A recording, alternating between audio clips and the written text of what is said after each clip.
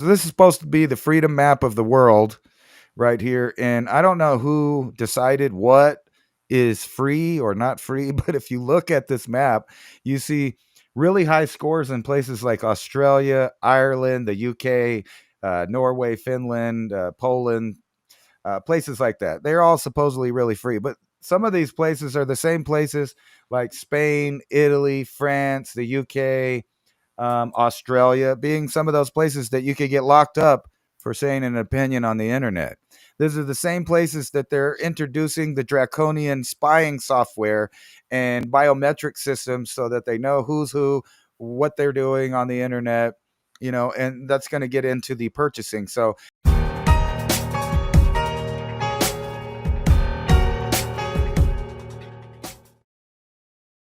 I have a feeling that Bitcoin is kind of set up there to be your last vestige of privacy before they take it over, because it'll be the only form of payment that people switch to get out of the dollar and the bricks. And if you look at this map, you could tell that somebody that had this in mind made the map. What you see in red are BRICS nations mostly, and then supposedly the free nations in blue. However, we all know that Canada, the UK, Australia, Japan, even some of these places are not what you would call free on certain things. They might be free for some things, but not for other things. Like Brazil just turned into a communist country a few years ago. You can get arrested for online, all kinds of stuff. So if they can arrest you for non-crimes in these free countries, what do you think happens in the future when they have this entire thing set up and they're deciding that every little action that you're doing goes against regulations, or there's some kind of law in place for it? Well, they have it set up so that they can turn you off. They can punish you via not letting you take part in the systems, or literally lock you up in one of the many prisons being built. And this is a good time to admit I was wrong. Evidently, they are putting people in the alligator Alcatraz. So maybe there'll be the polar bear Alcatraz next in Alaska. But it just proves that people will lock people up for things that can be questionable about how criminal or wrong that they are. I'm not advocating one thing or another, but here's another Ransom, could you instance. wide that map out for a second? Can you make Yeah. it large full screen here? I'd like to do a mind experiment with everybody with this. Now, you too. Like, take a look at these countries in red, for example. Like, which one of those are safe enough to go visit, travel, and live in that have a lower cost of living than any of these blue countries? Like Australia, United States, Canada, anywhere in Europe is just getting ridiculously ridiculous.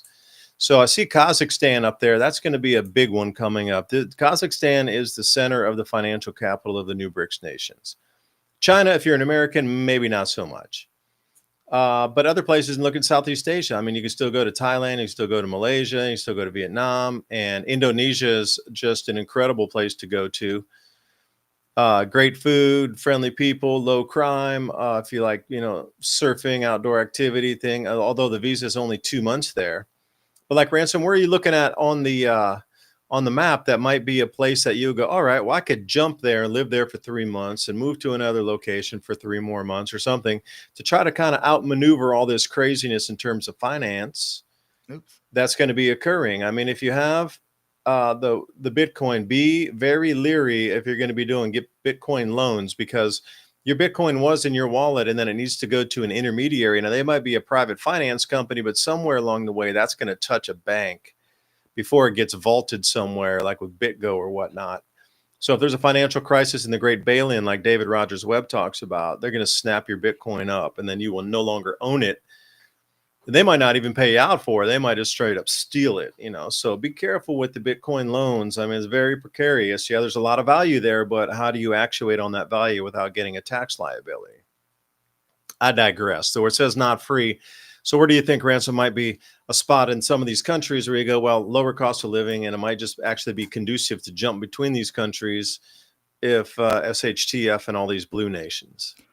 Well, first pops out in mind to me, which is available, is Mexico. However, they just started Kill the Gringo campaign down there, where they're bashing up anything owned by Americans and spray painting, Kill the Gringo. So I wouldn't want to go there. Plus, this whole map, despite being blue, these are all the countries except for the United States that you can't even have a gun or a knife to protect yourself. You get thrown in jail for things you say or think or pray. I wouldn't actually say that this map is real. I mean, think about Russia. For Russians, they can do all kinds of stuff. It may not be free for us to go over there, but for them, it's pretty free. But yet they're marked number 12, and you have Tibet as 0. They give them a score of 0 compared to 84 in the United States. And according to this, you're really, really free in Canada. They got a 97. Which you kind of know that that's nonsensical. Which brings me kind of to my next point. All of these countries that you're talking about, I kind of knew you would go there. What do we do about the fact that people don't like us all over the place in a way that's never kind of been like that before? So, how U.S. tourists are dealing with their new animosity overseas. I mean, all over the place, we're becoming very, very unpopular. But in other places, we're going to become more popular. So they need a kind of a non-biased map to show us where exactly is it friendly for Americans to go and invest, buy property, things like that. I would say Mexico was that place for quite a while. A lot of people went down there. They're retiring there, buying property there, opening businesses there. But right now, because of the weird U.S. Mexico sentiment, they're being attacked. Their stores are being crashed. And I would think that that was probably far left people doing that. But anytime that you got a place that's writing on the walls, kill a certain group of people, you probably don't want to go there. So, like, I'm not wanting to go to South Africa, and I visit Mexico regularly, but right now, maybe not so much. I don't want to. I don't want to be part of the "Kill the Gringo" campaign. Wait, I could So say Republic of Georgia used to be on that list as well, but now because we try to start a color revolution there, when Americans are not so welcome, and like you blend in there, you look like you and I could both blend in there super easy, right. Well, recently the Taliban released a video. I don't have it queued up, but they released a video where it starts out with some guy with a bag over his head, and there's a bunch of Muslim guys behind him with guns, and then they pull off the mask and they're showing all the fun things you can do in Afghanistan, and they're saying, "Don't worry, Americans. Taliban wants you to come. You can come for tourism. You can have a good time here. You can shoot our guns." By the way, you can shoot guns there. But yeah, the amount of psychological warfare now between the countries, even with the new platforms, and I'll see it developing into a two-sided block now. I did think it was going to be 3, but now I think it's only going to be 2. It's only going to be BRICS and the dollar, and then eventually there's going to have to be some kind of settlement between those, and the one that's going to be the bridge is the cryptocurrency. So that's the way that you'll be able to move money to the other block and back for a short period of time in privacy and still make money. But at some point, that's also not going to be private. Yeah, it already isn't on most blockchains. I mean, they already, I would say Monero, Zcash, and Pirate Chain would be the best ones for anonymity. Because I was really super deep into the anonymity coins in 2017, but I was a little bit early on their excruciating need for not being tracked on when you spend it, how much you have of it, and those operate like, why should somebody know that I gave Ransom money or he gave me money? That's our own private deal. If we want to pay each other like, hey, thanks for the loan, or thanks for buying this, or whatever, that's our own business. Nobody else's business in the world except our own. And it should be that way. I mean, if I gave cash to him, or he gave cash to me, it's the same thing. That's an anonymous transaction. It just shouldn't be like that. But everything's tracked and traced. So, they always used to say Bitcoin for this, Bitcoin criminal, da, da, da. No, it's not. It's a completely open ledger, ridiculously open ledger, And I don't know where these world's going to take us, but remember to get loans against your crypto, please. Just not financial advice, but don't sell it. We've come to the time finally where you can get loans against your assets, because we have, what do you say, the just best description of, we moved out of a fiat-based world and we moved into an asset-based world where if you have an asset, you can get a loan in that fake fiat stuff against the asset.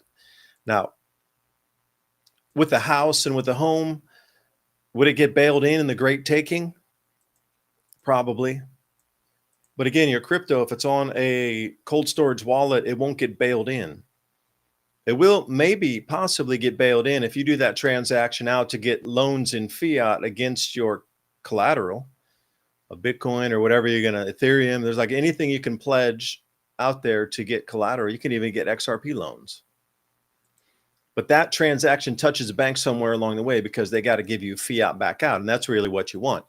Like a lot of people have a lot of locked up capital now. They got a lot of crypto, but every time you sell it, you have a tax event where people want to borrow against it. And that's the same way, like wealthy people, if they have $1 million piece of art, they never sell it. They go to a bank and they get some sort of appraisal on it. And then the bank will loan them a certain percentage against the artwork. And the artwork is kept in some sort of, secure facility. And then that's how they do it. They roll all their assets. They never sell. But remember, everything on the distributed ledgers or the blockchain itself, and when I say distributed ledger, I'm talking about XRP or any kind of these settlement ledgers. But the blockchain itself is completely, absolutely 100% visible to everybody at all time. This is why the politicians hate it, because they can't take bribes. If we're moving over into a dollar-based or stable coin standard, the politicians aren't going to be able to take the bribes anymore. We'll be able to track and trace where every single Satoshi goes, or every single whatever name your coin goes to, into which pocket. And I'm sure, like Ransom said, it's kind of free, open, wild westy now, even though it's been really contained into a box compared to what it was earlier in like 2015, 17, whatnot. There was no KYC to get a wallet or get online, or you could just like open an account and trade with nobody even knew your name. But now everybody needs KYC, da, da, da, da. So in the future, to interact in that world, you will absolutely be KYC'd to the Himalayas and back, full of paperwork, to participate in that world. But still, it's not at that level yet. But as we move into this new system, because I don't know anybody who can open a bank account and just walk into a bank and go, hey, I need an account. And they'll be like, cool, here's a number, love you, see you later, put this number in anytime you want. We don't even care about your name, address, phone number, anything. Just use this number. That was old Switzerland. That's gone. Nowhere else on the planet's like that anymore, except, well, your crypto wallet that might be not attached to you from the old days when you bought a bunch of stuff that went into your wallet with no names on it. The only way they're ever going to find out if you ever bought anything is if you KYC, come out and go into that world again, and they go, oh, that matches up with that thing that dude bought in like 2016 or 2015. That's when it's going to match up. But if you didn't sell it, you won't have a tax liability to it. So anyway, everything on the blockchain is totally visible. Do not think that you're invisible running through this world. It's more going to be, and with AI and like Coinbase telling the IRS who has crypto, they finally gave the whole list to the IRS. So if you get that letter that says, hey, adjust your tax return because you got crypto, thanks Coinbase. But you can't, there's no anonymity in this world anymore for crypto, except those few chosen tokens. Like I say again, I'll give you the list: Monero, Zcash, and Pirate Chain. Otherwise, everything is totally an open book. So please tread carefully. The people you deal with might not be predatory in this environment, but I assure you, as they scale, it levels up in the banking sector, in the central banking sector, in the clearing houses, in the broker dealers, whatever form that takes. There are predators at the highest levels that want your Bitcoin. So when you're coming out to get loans against you, you're like, oh, I like this finance company. They seem so friendly. I know the owner. Between your Bitcoin and that finance company is a bank, and there are predators that will swoop you like a hawk that dives in, an eagle dives in and grabs a fish out of the placid lake. And, everybody's going to be wooed into this world here. But again, tread cautiously. We're walking through a minefield everywhere we go, whatever, it's a country you live in. Because remember when I started to do all this grand solar minimum research, and I was looking for areas that had like a consistent climate for thousands of years, that had survived ups and downs through like extremes. Republic of Georgia was one of those because they had 8,000 years of constant wine production. So after Mount Ararat being very close to there, some people would say that was Noah's descendants that came down, and that whole lineage that popped out of there started cultivating wine, viticulture, and then it's been consistently, this is the thing, consistently producing wine for 8,000 years. Like wine's a finicky thing. It's very dependent on temperature, humidity. wine vines are very easy to kill. Your grapevines, boom, they're gone in a second if you don't take care of them. So that microclimate between the Black Sea and the Caspian Sea, whatever it's doing there allows that perfect climate. So I was thinking, if you're going to survive somewhere in a grand solar minimum and food production is going to get knocked out at the knees, you're going to want to go to an area that has consistently performed for 8,000 years. Okay, those are kind of my variables. If it performed for 8,000 years, that's as good as gold, because gold's been good for 8,000 years. But then Indonesia, also in this area called Sumba Island, it's like if you go for Bali and then you go over to Lombok and you head south of there and out, Timor's there, and you go south of Timor, you come to this super gigantic island called Sumba. No tourists out there, barely developed, but it is a massive food producer and could produce way more food. Oceans around there are some of the most incredible oceans, full of suns. So Dave, what do you think happens? I missed that. What do you think happens with those of us that don't use the internet or something? I missed that bottom one there. So those are my hot spots or cool spots, or these areas that you would survive in this grand solar minimum. Okay, so now you start to look at it again. Americans are no longer welcome in the Republic of Georgia. You are still welcome down in Indonesia. The only problem is your visa is really short. What do you think happens to those of us that don't use the internet and won't comply? You're going to have to think of a different way of living. Bartering in communities when you're non-connected. Now think about it, just do that for today. You stop using all credit cards, you don't use the internet, you have no ATMs, you have no way to get cash out of a bank because you're not existing in that system. No bank accounts, and like really take it down. There's no way to pay bills online. You have no mortgage, you can't, because you can't have a bank account. You have no driver's license and you're existing outside that system right today. Like just picture yourself there, completely devoid of any access to banking or internet or finance. Then how would you survive? This is not a toothpaste. It's a revolution for your teeth. Remineralize, strengthen teeth, all natural ingredients, essential oils, minerals, salts. Alpha Vedic Dental Solutions System. That's alphavedic.com/civilization. And not a lot of people are talking about this. We always see the storable foods. But what about dental care during these same emergency situations? So take a look at what they have, alphavedic.com/civilization. Even if you have your land, you're going to have to pay property taxes on it. Like I would say, well, I would run up to my 20 acres in the forest and build a little cabin and sit up there and I'll trade with all these other neighbors who have little cabins in their 20 acres that decided to jump off the grid too. Well, that's great until you need to pay a property tax. And how do you interact with the system? Well, you're going to need cash. Okay, maybe I got a mattress stuffed full of cash. I could pay my property tax for a few years, but then maybe that cash runs out, or a rat gets into it and eats it. Because I was watching Pablo Escobar, this old drug dealer from back in the day in Colombia. He was like the biggest one back in the 80s. Their problem was they had so much cash laying around that they were getting like 5% losses to their rodents of all their money. Like really, they had billions of dollars just laying around, like complete rooms full, houses, villas full, like completely full of cash. And one of their biggest things was like, how do we keep the mice and all these things from eating our money and using it for betting? Like they would lose hundreds of millions of dollars a year to mice eating their money, literally. So they were trying to find different ways to move all the money. It's a pretty interesting thing about Escobar, like how they lived outside the system there, by the way, if you want to do some research on that. But they eventually had to come back in because they had to get that money out usable somehow. So I don't really have an answer for you other than you're going to have to get into a trading community. But at the end of that line somewhere, somebody's going to have a connection back to that real world again so you can interact and have a way to go buy food or interact. I'm sure you could be pretty self-sufficient, but not 100%, self-sufficient. You're still going to need something made of metal or steel. Unless there's like a foundry out there and you guys are doing blacksmithing or something. Otherwise, at some point, you're going to have to come back in that world and interact with it. Like it's really not possible any longer to live that way. I'm sure there are people who do it, but they are so few and far between. Literally just probably there are only a few thousand on the whole planet.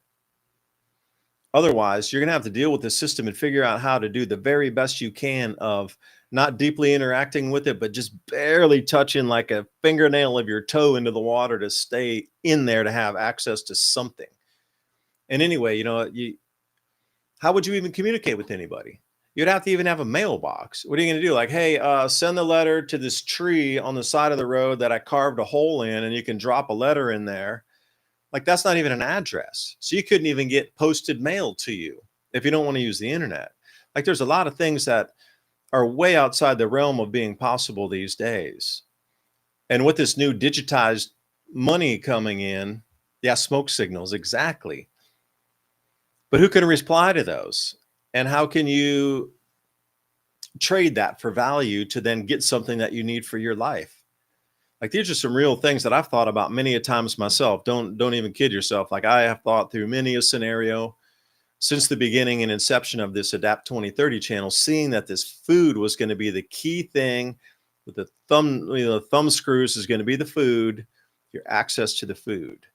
Now we're in the beginning innings of the changeover of the economy to get you to that digital system. And then the real hoops and hurdles start to be able to get you to the food. If they're already tracking and tracing and got surveillance cameras in every single aisle in all the supermarkets across all of the UK, and they're at that level of like pre-criming you if you're going to shoplift, and they're watching your every single move in a supermarket. Pony Express, your horses need feed. They're going to need vets. Horses are very easy to injure. They're very, horses are fragile animals. Well, there's a bunch of people who own horses around here. They're always seeing vets, or they're always, license, registration, insurance. Like, where are you going to get any of that? You're not. So you're going to have to interact outside that system. But what if you do truly get sick?